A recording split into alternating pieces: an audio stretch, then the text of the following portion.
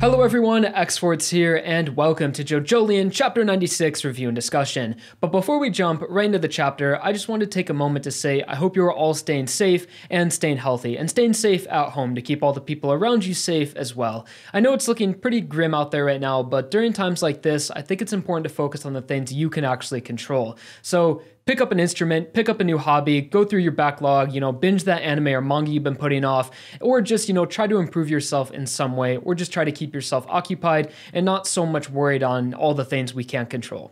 So with that said, let's get on to the chapter now. JoJolion Chapter 96. This is a big one and I'm really excited to talk about it. So starting with the Ultra Jump cover page, big surprise, JoJolion's on the cover of Ultra Jump. This never happens.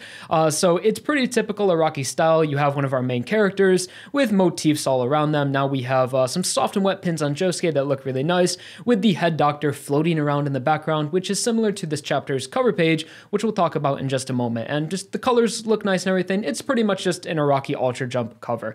Nothing too out of the ordinary. So now on to the actual chapter cover page, difference there. The colored one is what, like the physical magazine in Japan that comes out, Ultra Jump, the magazine that JoJolion is in.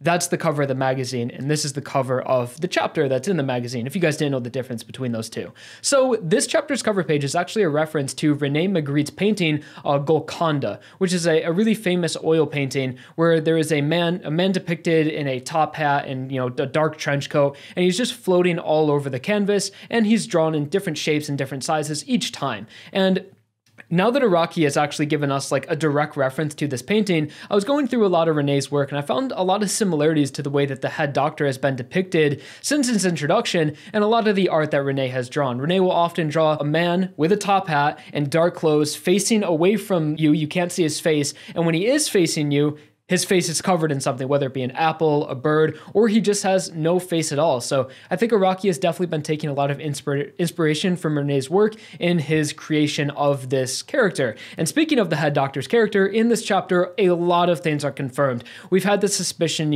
is this person real? Is it a stand? Is he a stand user? What is he? Answers. We get definitive answers this chapter, which is very exciting. So getting onto the actual chapter here, you have a narration that says, "What is this place?" And I was like, yeah, what is this place? This isn't the Teaching University Hospital. It's looking pretty barren. It is prison. And I've never been so excited to be in prison before because Mamazuku is in his jail cell. And we finally see him after it's been like, what, 5, 6, maybe even 7? No, it's been about 5 or 6 chapters since we've seen Mamazuku, and I'm very excited to have him back. I love Rai. He is my favorite character in JoJolion, and it's just great to have him on screen again. So this chapter is split up into 2 parts. The first half, we have Mamazuku's perspective, and then the second half, we're going to switch over to the Higashikata family. And that's pretty much standard for JoJolion. You'll have 2 different characters' perspectives within each chapter, for the most part.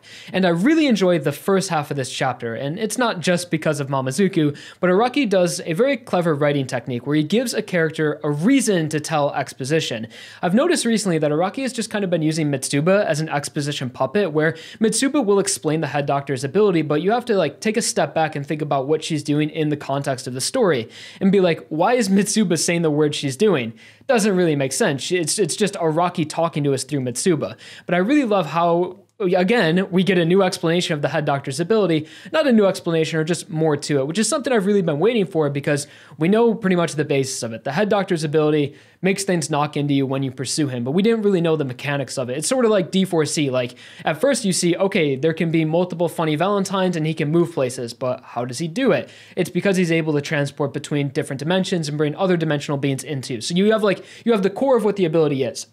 Right now we know what the ability does, but we don't really know the mechanics of it or how it works or what causes these things to, bump into you. But Rai gives an explanation for the head doctor's ability, and he again uses the word calamity that Mitsuba has used a million times, but the way Mamazuku goes about it is that he says that it's karma based. So all the things you do in your life, all of the interactions you have within society, and all the bad karma you gather up is reflected upon you through this stand that's been going after us. So that right there is a good explanation. I think that makes a lot of sense. And I think if this is going to be the definitive way for this stand's explanation, or if it's just Rai theorizing, I hope this is actually the way the stand works because it's really interesting. So a simpler way to explain this ability is that it can control karma and reflect your bad karma onto you. So, and it's able to do that through the pursuing, if you're pursuing the head doctor. So the way that the ability is to attack is that it uses your bad karma against you. So a way to beat the stand, I would think now, is maybe someone with not a lot of bad karma. You know, if there's nothing to reflect upon, then the stand wouldn't really work very well. But then again, for people with really bad karma, the effects of it would be doubled, or maybe it would deal more damage to you if you're, you know, depending on your morality scale. So I think that's really interesting, and we just learn more mechanics to how the stand operates. But now we get into a part of the chapter which kind of confirms the last suspicions we've had of the head doctor, and it's that the head doctor is waiting outside of prison and is also attacking Mamazuku. And before what we'll see later in the chapter, right there, I thought it was 100% confirmed that the head doctor is a stand, or he is an integrated stand in some way. And by integrated, I mean something like, you know how JoJolion, when she uses Stone Free has a humanoid form, but JoJolion can also, you know, unravel her body. Or Mamazuku would be a better example because he's here. Mamazuku has an integrated stand. He can affect his body. So either the head doctor is someone's stand, or his stand is integrated within him and it allows him to be at multiple places at once. And as we'll see even later in the chapter, do a lot other crazy stuff. So Mamazuku uses his cellmate's phone to snap a picture of the head doctor, and we see that he is of course waiting out there. And this is where things in the chapter get kind of interesting, as Mamazuku is using his cellmate's negative karma against him. And it's kind of unclear what exactly happens at this point. We can discuss it down below in the comments, but there's two things that you could go about here. So let me explain what happens first. So Mamazuku starts bringing up the reason why this guy is in jail in the first place. Apparently this guy went crazy and he killed a bunch of people outside of a bus stop, including children, and he took pictures of it. And Mamazuku is reminding this guy of the actions he's done. He has the cell phone where the guy took the pictures of the murder incident, as well as the evidence, the knife on which the murders took place. And then Mamazuku, one of the important pieces of the dialogue he says is that there are more photos after that. That's a karmatic link, and that link remains forever. So as Mamazuku is explaining the things that this guy's done, which now he has a lot of negative karma against him, the guy goes to attack Mamazuku, what it looks like he's about to do, but he actually kills himself.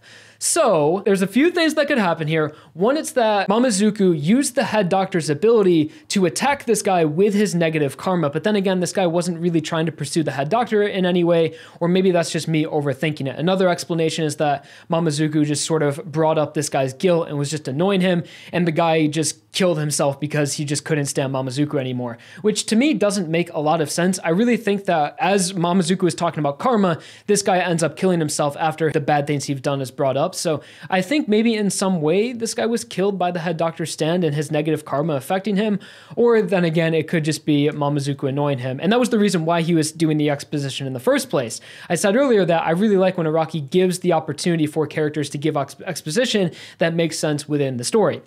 And the way that Mamazuku was giving exposition is that he was pretty much just talking this guy's ear off. The guy said, "I don't care what you're talking about, please be quiet." But Mamazuku said, "No, I'm just going to annoy you and tell you everything I'm thinking," which gives us, the readers, the opportunity to get inside Mamazuku's head while also providing a reason for this guy going insane and killing himself, which I thought was really clever on Araki's part, giving a reason for exposition instead of just using Mitsuba to say whatever Araki wants to tell us. Okay, so while editing, I noticed the speech bubble from Mamazuku that seemed to have slipped my mind while recording, and he says, "As long as you're next to me, you'll keep undergoing the effects. You see, there's this ongoing calamity that's occurring." So apparently his cellmate was also being affected by the negative karma. So I think that definitively decides that it was the head doctor's ability that resulted in him killing himself. And maybe his karma was just so strong he didn't even need the intent to pursue. Just being around the head doctor resulted in something deadly happening. So that's just my final thought on the situation. So it turns out that Mamazuku's cellmate killing himself was all a part of his plan, and as the guy dies, Mamazuku begins to unravel himself and gets under the guy's skin. So Mamazuku again finds the loophole within the head doctor's ability. He's not pursuing the head doctor, he's just chilling under this guy's skin, under his clothes, while he's taken to the TG University Hospital. And that's where this part of the chapter leaves off. Mamazuku has cleverly found himself at the TG University Hospital, where he will be able to link up with Josuke, who is also there. And then at this point as well, if we're taking Mamazuku's word as fact, Mamazuku definitively, case closed, tells us, he says the head doctor is a stand. It's a constantly attacking auto-tracking energy. And he says that if this is the stand user has to be around hiding somewhere. So I trust Mamazuku. I'll take his word for it. So there it is, guys. The head doctor, the person without a face, that is a stand ability, or at the very, most out there, it's an integrated stand. So now we switch over to the second half of the chapter, and we're back at the Higashikata estate.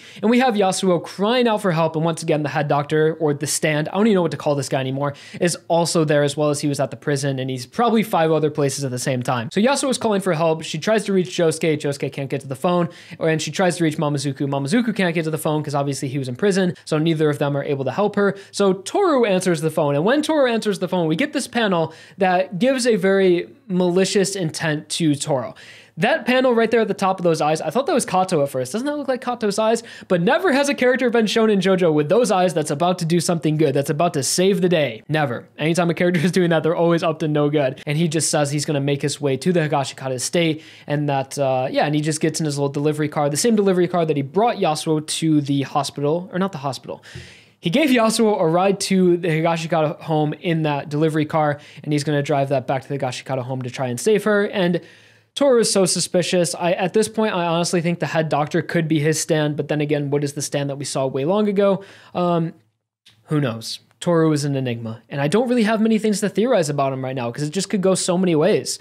I mean, if I really wanted to say all the things that he could possibly do, we'd be here for an hour. So let me know what you guys think Toru is up to in this story. I just know it's no good. He's up to no good. That's pretty much all I know about this guy. But now we go into the Higashikata home, where we of course have the family, who are all freaking out, as of course the last thing we saw between them was Jobin killing Narisuke, which everyone was like, oh my god, Narisuke is dead. But then it's revealed that he's not actually dead. And they say it so nonchalantly. They're just like, yeah, he's not dead yet. Just pull him upstairs. And this would be about, I want to say, the 4th time Araki is at a fake out death in JoJolion, and the 3rd time it's done by Speed Cane. Speed Cane has fake killed Yasuo twice, and now he's fake killed Narisuke once. So it's like, as much as I hate the fake out death, I don't know. Araki has seemed to like rely on it quite a bit, or maybe it's our fault for assuming that, a character is dead. But I mean, everyone, in chapter whatever it was, 80 something, when we saw Narisuke in the body bag, everyone thought he was dead then, so we were waiting to see how he dies, and then he gets hit, and then we're like, oh, now he's dead.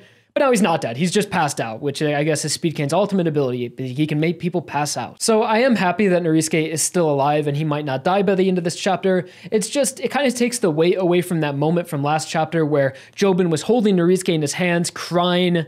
But he's not dead. He's not dead. Everything can go back to normal as long as Jobin like apologizes or something. Or maybe Narisuke will never, forgive him, but he's still alive. So I think it removes a lot of the tension.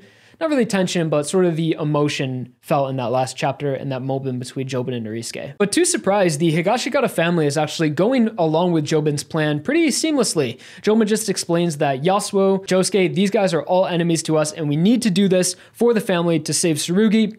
And the family just kind of complies. Obviously, they're in shock. They're surprised at what's happening, but they do what Jobin tells them to. They pick up Narisuke and they start taking him upstairs, although they're probably scared that Jobin would probably do the same thing they did to Narisuke. So whether it's out of fear or just they think this is what's best for the family, there's really no resistance between Jobin, and he's able to have his family work with him. And in this page of the family carrying Narisuke upstairs, I don't know why Araki drew Hato's ass so fat. Goddamn, she's got the wagon though. And that brings us into the final sequence of this chapter, where we see the head doctor inside the Higashikata home. And this is the first time, this is the closest we've ever been to the head doctor before. He is feet away from Mitsuba. And what's interesting about this is that the head doctor is no longer running away. He's no longer being pursued. He's actually coming towards Jobin as if he's going to attack him or something.